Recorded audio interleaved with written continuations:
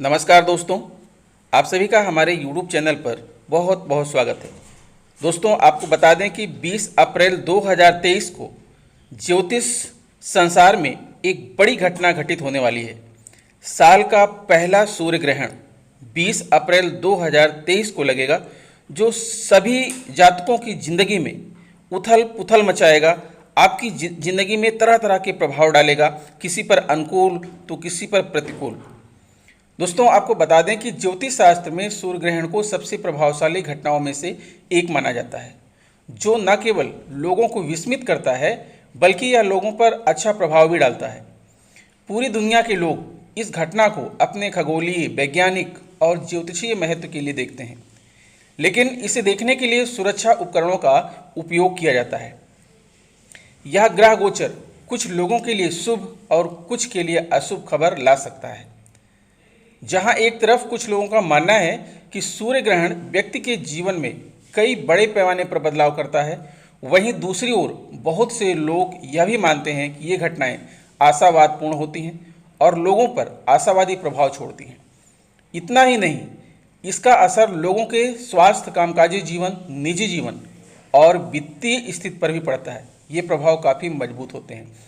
दोस्तों, वैसे तो सूर्य ग्रहण जो है 4 प्रकार का होता है, लेकिन इस बार का जो सूर्य ग्रहण है, आपको बता दें कि इस बार सूर्य ग्रहण लग रहा है जिसे कहते हैं संकर सूर्य ग्रहण या हाइब्रिड सूर्य ग्रहण या खग्रास जिसे कहते हैं। दोस्तों, हाइब्रिड सूर्य ग्रहण को अंग्रेजी में आप जानते हैं कि हाइब्रिड सोलर एक्लिप्स कहा जाता है। यह दूसरा सबसे दुर्लभ प्रकार का सूर्य ग्रहण है। आप इसे तब देख सकते हैं जब चंद्रमा ग्रह छाया के किनारे पर होता है और लगभग पृथ्वी की सतह से टकराने के कगार पर होता है। भले ही यह पृथ्वी पर ठीक से प्रहार नहीं करता, फिर भी यह सीधे सूर्य के सामने आता है। सबसे पहले यह पूर्ण सूर्य ग्रहण का रूप लेता है, हालांकि बाद में यह कुंडलाकार हो जाता है।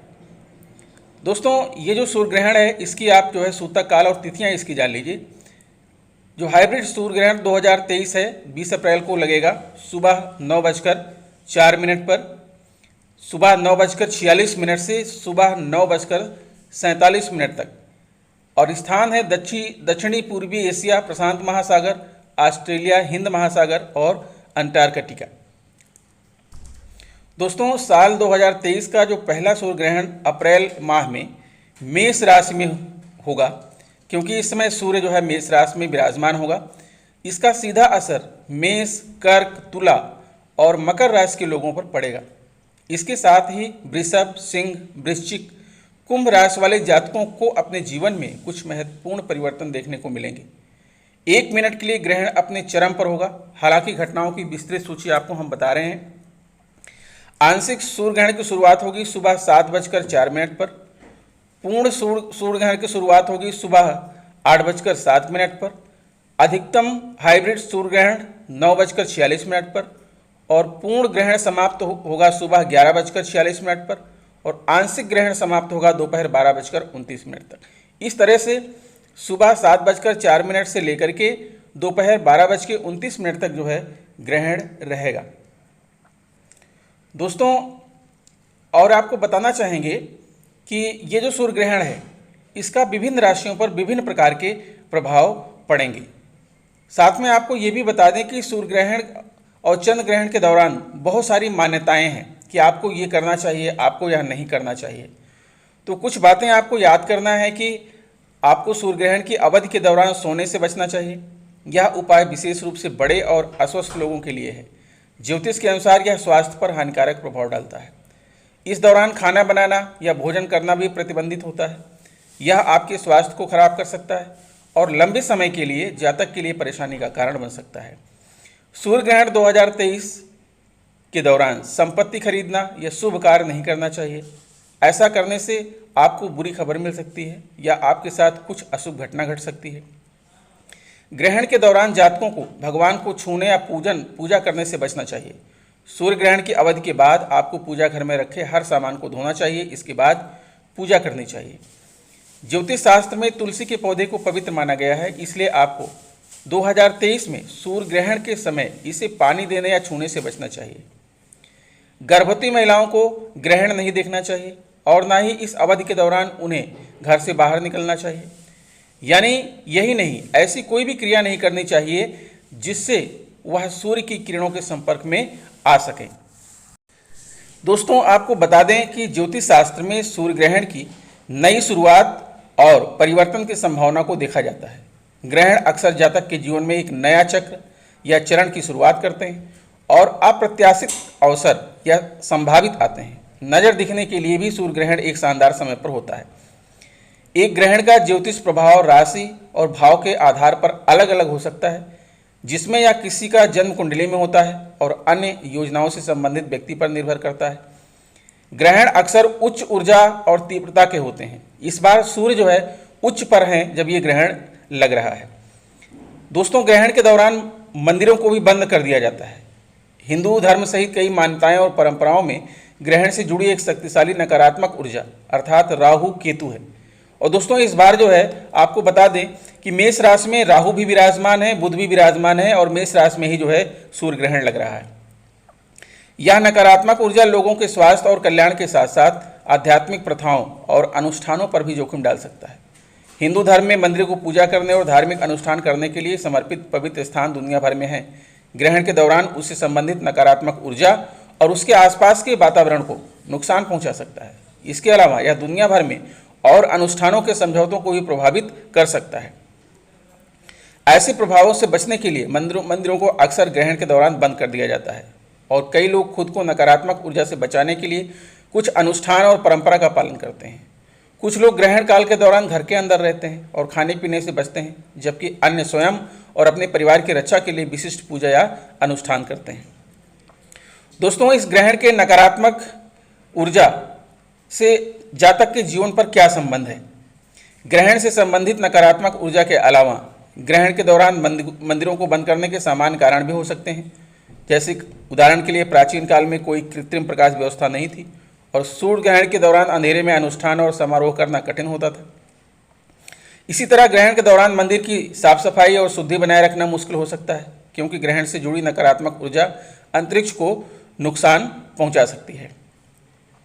दोस्तों, इस ग्रहण के दौरान सीधे सूर्य की तरफ देखने से बचें, क्योंकि इससे आपकी आंखों की रोशनी को नुकसान पहुंच सकता है। यदि आप ग्रहण देखना चाहते हैं तो अपनी आंखों की सुरक्षा के लिए उचित सूक्ष्म फिल्टर या ग्रहण देखने वाले का उपयोग करें। इसी प्रकार ग्रहण काल में कुछ भी खाने पीने से परहेज करें। कई ग्रहण से जुड़े नकारात्मक ऊर्जा भोजन और पानी को नुकसान पहुंचा सकता है और इस दौरान ये सेवन खतरे पैदा कर सकता है। ग्रहण काल के दौरान बाहरी गतिविधियों से बचें, क्योंकि ग्रहण से जुड़ी नकारात्मक ऊर्जा अधिक प्रबल होती है। इसलिए घर के अंदर रहें और ज़्यादा हो सके तो ग्रहण के संपर्क में आने से बचें। इस दौरान मंदिर और धार्मिक स्थल बंद रहते हैं। किसी मंदिर में जाते समय या देखा जाता है ग्रहण के दौरान वह खुला है या बंद है। ग्रहण होने के बाद स्नान अवश्य करें, क्योंकि इससे शरीर की नकारात्मक ऊर्जा की सफाई होती है। दोस्तों, ऐसी महिलाएं जो प्रेग्नेंट हैं, सूर्य ग्रहण को सीधे देखने से बचें, क्योंकि इससे आंखों को नुकसान हो सकता है। यदि आप ग्रहण देखना चाहते हैं तो अपनी आंखों की सुरक्षा के लिए उचित फिल्टर का प्रयोग करें। ग्रहण के दौरान घर के अंदर रहें, क्योंकि ग्रहण से जुड़ी नकारात्मक ऊर्जा से भ्रूण को नुकसान पहुंच सकता है। प्रेगनेंसी महिलाओं को सलाह दी जाती है कि वे ग्रहण काल के दौरान कैंची जैसे लक्ष्यों से बचें। चाकू कैंची का इस्तेमाल न करें, क्योंकि ऐसी वस्तुओं को उपयोग करने से बच्चे में जन्म होने का खतरा बढ़ सकता है। जो भी महिलाएं उन्हें इस समय के दौरान हथौड़ी या जो है तेज धार वाली उपकरणों का प्रयोग करती हैं, उसके प्रयोग से जो है बचें। ग्रहण काल के दौरान कुछ भी खाने पीने से बचें, क्योंकि ग्रहण से जुड़े नकारात्मक ऊर्जा भोजन और पानी को नुकसान पहुंचा सकता है और इस दौरान सेवन करने से बच्चे को नुकसान हो सकता है। जब ग्रहण समाप्त हो जाए तो स्नान अवश्य करें, क्योंकि ऐसा करने से शरीर की नकारात्मक ऊर्जा दूर होती है। दोस्तों, ग्रहण के दुष्प्रभाव से बचने के लिए आप अपने घर में श्वेत आर्क का पौधा लगा सकते हैं, जिसे आप सफ़ेद मदार भी कहते हैं, और नियमित रूप से उसकी देखभाल करें। यदि आप इसे स्वयं पानी देते हैं तो आपको इसका काफ़ी लाभ मिलता है। पौधे को अपने परिवार के रूप में मानें और इसकी अच्छी तरह से देखभाल करें। सूर्य ग्रहण के दौरान आप दान कर सकते हैं। माना जाता है कि ऐसा करने से ग्रहण के बुरे प्रभाव दूर हो जाते हैं। यदि आपकी कुंडली में पाप ग्रह सूर्य है तो सूर्य अष्टकम स्तोत्र का पाठ करें, इससे यह ग्रह को मजबूत बनाता है। 2023 सूर्य ग्रहण के दौरान के आसपास आपको अपने पिता के प्रति सम्मानजनक और आज्ञाकारी होना चाहिए। नववर्ष 2023 में ग्रहण के नकारात्मक परिणाम को दूर करने के लिए आदित्य हृदय स्तोत्र का जाप करना चाहिए। आपके लिए फलदायी सिद्ध होगा। दोस्तों, अब बात करते हैं कि इस ग्रहण का सूतक काल मान्य होगा या नहीं होगा। जैसा कि मैंने बताया कि यह ग्रहण जो है ऑस्ट्रेलिया, हिंद महासागर, दक्षिण एशिया, प्रशांत महासागर और पूर्वी एशिया से ही देखा जा सकता है। तो ग्रहण का सूतक काल तभी मान्य होता है जब उसे देखा जा सकता है। भारत से इस सूर्य ग्रहण को नहीं देखा जा सकता, इसलिए इसका सूतक काल भी मान्य नहीं होगा। सूतक काल वह समय होता है जिसमें सूर्य ग्रहण लगता है, और धार्मिक मान्यताओं के आधार पर सूतक काल लगने पर लोगों को कुछ अहम बातों का ख्याल रखना भी जरूरी होता है। भारत में सूतक काल मान्य नहीं होगा, इसलिए सूतक काल के नियमों का भी ध्यान रखना अनिवार्य नहीं है। एक बात और कहना चाहेंगे दोस्तों कि साल का जो पहला सूर्य ग्रहण 20 अप्रैल 2023 इस दिन गुरुवार है, तो गुरुवार को लगने जा रहा है और इस दिन बैसाख मास की अमावस्या है।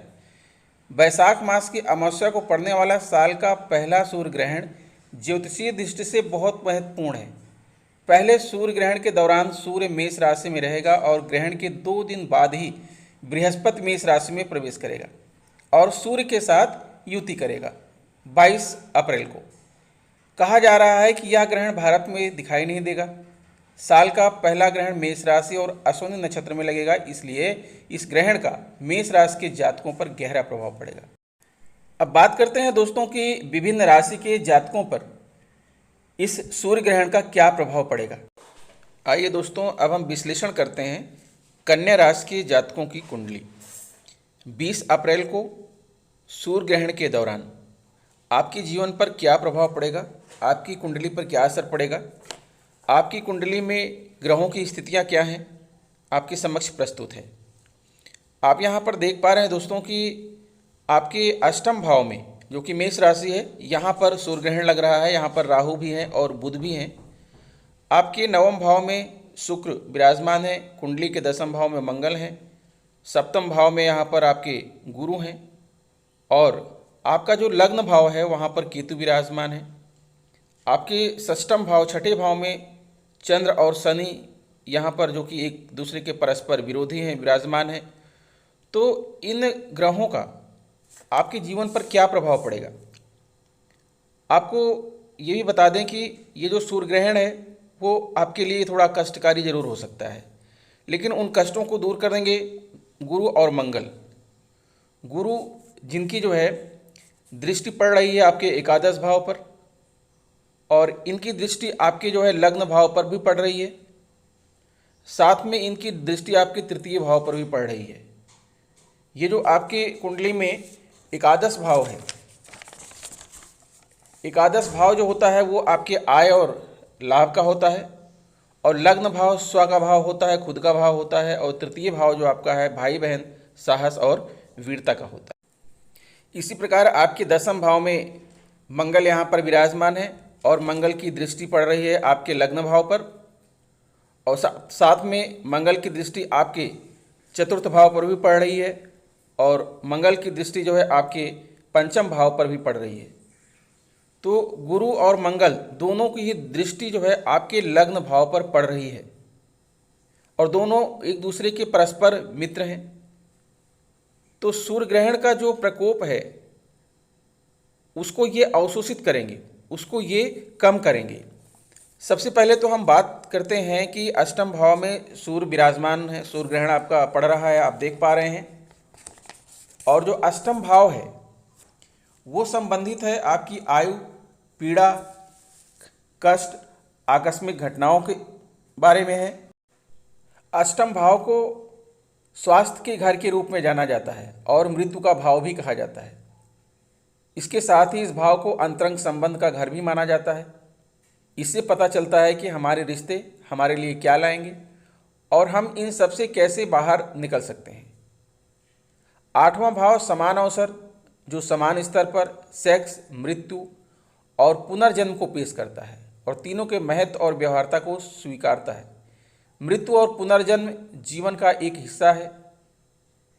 नए रिश्ते के लिए, असफल रिश्ते, कैरियर में बदलाव और यहाँ तक कि बाल कटवाने, इन सभी पहलुओं को इंगित करते हैं। हम प्रत्येक नए चरण के साथ पुनर्जन्म और पुनर्जीवित होते हैं और उनका स्वागत करते हैं। यह अनिवार्य रूप से हमारी असुरक्षा को ताकत में बदल रहा है। इस घर के माध्यम से हम जो परिवर्तन अनुभव करते हैं वह हमें स्वयं के गहरे और छिपे हुए पहलुओं को देखने और जीवन का पता लगाने के लिए प्रेरित करता है। साझा संसाधन जैसे विरासत, बीमा, कर, गुजारा भत्ता आदि सभी कुंडली के 8वें घर के दायरे में आते हैं। इसके अलावा यह घर वित्तीय सहायता के साथ साथ आध्यात्मिक समर्थन और भावनात्मक और शारीरिक समर्थन को भी संबोधित करता है। 8वां घर जो है संबंध रखता है जिसे हम खोने से डरते हैं, हम समान रूप से डरते हैं जिन्हें हम नियंत्रित नहीं कर सकते, जैसे ज्योतिषी, सम्मोहनकर्ता, चिकित्सा, बीमा एजेंट। अष्टम भाव की गतिविधियां हमारी गहरी या सुरक्षा, सम्मोहन, चिकित्सा, परामर्श, भूत प्रेत, परिवर्तनकारी कार्य, मृत्यु को मजबूत करना। तो दोस्तों यहाँ पर जितनी बातें मैंने बताया है, चूंकि यहाँ पर सूर्य ग्रहण लगा हुआ है तो इन सारी बातों पर मान लीजिए कि आपका ग्रहण लगा है, ये सारी चीज़ें आपकी प्रतिकूल होंगी। आपका जो स्वास्थ्य है वो प्रभावित होगा, आपको पीड़ा मिल सकती है, आपको कष्ट मिल सकता है, आकस्मिक घटनाओं का समय बन रहा है, तो आपको यहाँ पर सावधान रहने की ज़रूरत है। लेकिन अब बात करते हैं गुरु और मंगल दोनों की दृष्टि जो है आपके लग्न भाव पर पड़ रही है। तो यहाँ पर गुरु और मंगल आपके लिए क्या शुभ फल लाएंगे। दोस्तों आप समझ लीजिए कि गुरु बृहस्पति कारक हैं आत्मबोध, विवेक, संयम, आध्यात्मिकता, ज्ञान, धन, योग शास्त्र, पठन पाठन, पुजारी, सलाहकार, न्यायाधीश, अध्यापक, वकील, कानूनी सलाहकार, विशेषज्ञ, मनोवैज्ञानिक, साहूकार, अगर आप बैंक में कार्य करते हैं, प्रबंधन का कार्य देख रहे हैं, भोग विलास, वेदों का ज्ञान, शरीर का बल, तीर्थ यात्रा, पेट की बीमारी आदि के कारक हैं। तो गुरु बृहस्पति इन सारी चीज़ों को मजबूत करेंगे, बशर्ते आपको अपने स्वास्थ्य के प्रति जो है सचेत रहना है। आपके सप्तम भाव में विराजमान गुरु बृहस्पति शादी या साथी के माध्यम से धन प्राप्त करने के लिए बहुत सारे अवसर देगा। यह आपको बहुत अधिक आशावादी और दूसरों से अपेक्षा करने के लिए प्रेरित करता है, और यह प्रवृत्ति इसलिए निराशा पैदा कर सकती है, विशेष रूप से रोमांटिक भागीदारी में। फिर भी यह स्थिति सुखी भागीदार और बहुत नाम और प्रसिद्धि देता है। व्यवसाय में यह स्थिति आपको उच्च लक्ष्य देता है, लेकिन व्यावसायिक मामलों में बहुत आदर्शवाद भी ला सकता है। साथ में गुरु की दृष्टि पड़ रही है आपके लग्न भाव पर, तो यहाँ पर यह दर्शाता है कि आप एक बड़े दिल वाले व्यक्ति होंगे जो दया, सकारात्मक दृष्टिकोण और अच्छे इरादों से भरा होगा। हालांकि आप महत्वपूर्ण विवरणों को देखते हुए आशावादी भी हो सकते हैं। चूंकि बृहस्पति विस्तार का ग्रह है, इसलिए इसका पहले भाव में होने से आपके व्यक्तित्व विकास की बहुत संभावना बढ़ जाती है। गुरु की दृष्टि आप देख रहे हैं कि पड़ रही है आपके तृतीय भाव में, और तृतीय भाव में गुरु की दृष्टि पड़ने से आपकी मानसिक क्षमताओं में वृद्धि होगी। सहज होने से आप भी स्वाभाविक रूप से आएंगे। आपके पास नई जानकारी को जल्दी से प्राप्त करने और चीज़ों को आसानी से काम करने की क्षमता होगी। इस घर में बृहस्पति की उपस्थिति आपकी प्रारंभिक शिक्षा के लिए भी लाभदायक साबित होगी। आपके अपने भाई बहनों, परिवार, पड़ोसियों और संघों के साथ सौहार्दपूर्ण संबंध होंगे। साथ ही आप यह भी देख रहे हैं कि आपके लग्न भाव में मंगल की दृष्टि पड़ रही है, और मंगल की दृष्टि पड़ने से जातक को उग्र और ऊर्जावान बनाता है, आवेगपूर्ण और कार्यों में तेजी लाता है। ऐसे में आपको धीमे चलने और धैर्य से काम लेने की जरूरत है। मंगल आपको ऊर्जा, साहस, शक्ति, धीरज और आक्रामकता के साथ आशीर्वाद देता है। और साथ में दोस्तों आप देख रहे हैं यहाँ पर कि मंगल का जो दृष्टि है आपके पंचम भाव में भी पड़ रही है। तो पंचम भाव में मंगल क्या प्रभाव छोड़ेंगे। मंगल की दृष्टि जो पंचम भाव में आपकी कुंडली में पड़ रही है, तो यहाँ पर पंचम भाव में जो मंगल हैं वो ये दिखाते हैं कि आप रचनात्मक हैं, अपनी रचनात्मकता को व्यक्त करने की तीव्र इच्छा दिखाते हैं, खेल में अत्यधिक कुशल होते हैं। प्लेसमेंट बच्चों के साथ समस्या पैदा करेगा। आपको प्रतिस्पर्धा पसंद है, विशेष रूप से शारीरिक विषयों से संबंधित। जैसा कि 5वां घर निवेश का भी प्रतिनिधित्व करता है, इसलिए जब मंगल ग्रह की इस पर दृष्टि पड़ती है तो आप एक जुआरी सट्टेबाज बन सकते हैं, जो इस बात पर निर्भर करता है कि ग्रह कितना मजबूत है। हालांकि सावधान रहें, क्योंकि जुए में लिप्त होने से जीवन में बहुत सारी समस्याएं आ सकती हैं। अब दोस्तों, गुरु और मंगल दोनों की दृष्टि आपके लग्न भाव पर पड़ रही है, और आपको ध्यान देना ये भी है कि लग्न भाव में यहाँ पर केतु विराजमान है। लग्न भाव में केतु यह दर्शाते हैं कि आपका व्यक्तित्व रहस्यमयी हो सकता है और लोग आपको समझने के लिए संघर्ष करेंगे। आप आमतौर पर एक चुंबकीय व्यक्ति के साथ संपन्न हैं। यदि एक केतु अशुभ है तो यह आपके स्वास्थ्य और सहन शक्ति के मुद्दों को प्रभावित भी कर सकता है, तो थोड़ा आपको यहाँ पर सावधान भी रहना है। सूर्य ग्रहण के दौरान ज़्यादातर आप आध्यात्मिक बने रहें, आध्यात्मिकता ना खोएं, भगवान की आराधना करें, अपने आराध्य देव की आराधना करें, सात्विक कार्यशैली अपनाएं, मांस, मछली, शराब का सेवन ना करें, और सूर्य ग्रहण के पश्चात आप स्नान जरूर करें, योगा करें, ध्यान लगाएं। इन सारी चीज़ों को करने से जो है आप सूर्य ग्रहण के प्रभाव से बच सकते हैं। आपकी कुंडली का विश्लेषण करने के पश्चात यह निष्कर्ष निकाला जा सकता है कि इस राशि के जातकों में तनाव, चिंता और निराशा होगी। कुल मिलाकर किसी भी तरह से सूर्य ग्रहण इन जातकों को लाभ नहीं पहुंचाएगा। हालांकि अगर परिवार से जुड़ी कोई चिंता है तो आप इस दौरान हल कर लेंगे। पैसे के मामले में आपकी लागतों को समझदारी से आपकी आवश्यकता हो सकती है। नौकरी, बाजार, व्यवसाय और निवेश सभी अच्छी स्थिति में हैं। कुछ नए प्रयासों या धार्मिक गतिविधियों में आपका सामना करना पड़ सकता है। आपराधिक स्थिति आपको दृष्टिगत कर सकती है। साझेदारी में कुछ छोटे मोटे विवाद हो सकते हैं। सूर्य ग्रहण 2023 के कारण जीवन साथी की तलाश में आपको गंभीरता धारण करने की आवश्यकता हो सकती है। दोस्तों, आपको यह भी बता दें कि यदि आप कर्तव्यनिष्ठ हैं, ईमानदार हैं, अपने से बड़ों का आदर करते हैं, झूठ नहीं बोलते हैं, किसी प्रकार का लोभ लालच नहीं करते हैं, तो दोस्तों अगर आप नियम संयम का पालन करते हैं और सारे कार्य प्रकृति के अनुसार करते हैं, प्रकृति प्रेमी हैं, जानवरों से प्रेम करते हैं, तो दोस्तों ये जो ग्रह है, नक्षत्र हैं, ये आपका कुछ नुकसान नहीं पहुंचाएंगे, क्योंकि आपके पास जो आत्मबल है, आपकी अपनी जो पॉजिटिव ऊर्जा है,